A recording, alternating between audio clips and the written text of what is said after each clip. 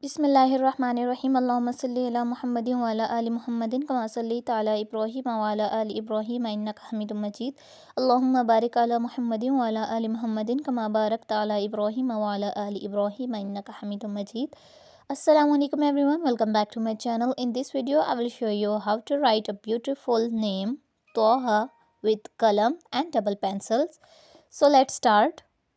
So first of all, join two pencils and write tuaha with them in this way.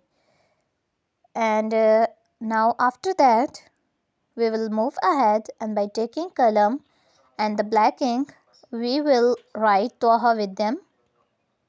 In today's calligraphy, we will write a simple name. So today's video is very short. It's only about telling you how to write with qalam and double pencils.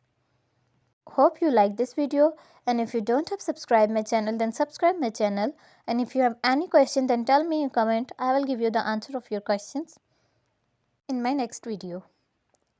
And here our calligraphy is completed, and here is the final look of her calligraphy. Thanks for watching video. Allah Hafiz.